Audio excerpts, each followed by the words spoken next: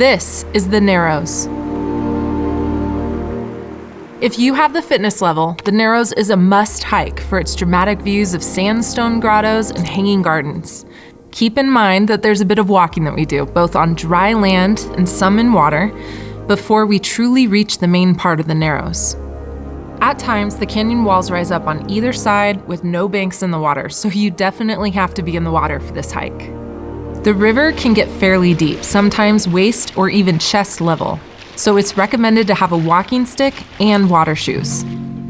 The path goes on for hours, so you can turn back at whatever point you choose, or you can continue onwards and camp overnight in the Narrows and do the whole thing.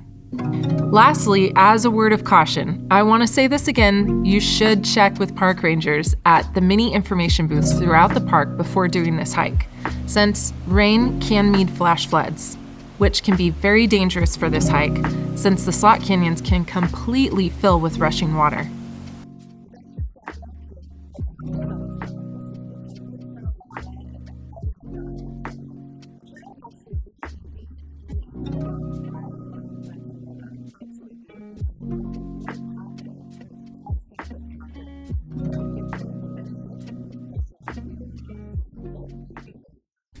From the shuttle stop, you'll walk on flat trail for about a mile before you reach the gateway to the Narrows. Initially, you'll walk on a road and then trails along the Virgin River. So it's really cool, you can tell you're getting close to the Narrows because now we start seeing the wet trail. Once you pass through a narrow gorge, this is where you enter into the water.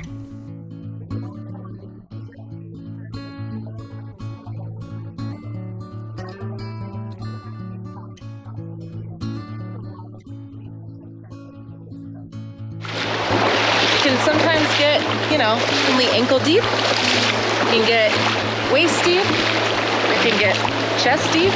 So you never really know what to expect, but just expect to get a little wet. It's really cold too. But man, after the hot days that we've had here, this feels great. I'm not complaining at all. On either side, the walls reach up to 2,000 feet. If you continue on about 2 hours upstream, you'll reach the spectacular Orderville Canyon. From here, you can go back to the temple.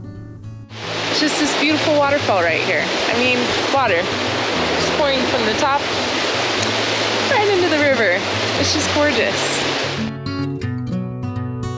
So I'm definitely geeking out here because I think that one of the things that's so special about visiting the West United States is you see geology in action, the world is literally changing day to day. It's so slow that we don't typically realize it, but what's happening here is this river is the thing that created Zion Canyon, this huge canyon that we see. So getting to walk in it as it's literally right now cutting down this sandstone rock, creating a wider and deeper canyon. It's truly a special thing, and if you realize what's going on, it just makes this entire southwest region just that more special.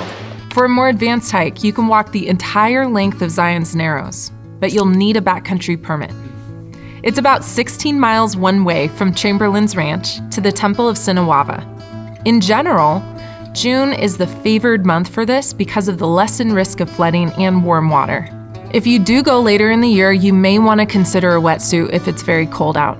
Bring appropriate gear, including sturdy hiking shoes, fast-drying clothes, waterproof bags, hiking poles, and drinking water.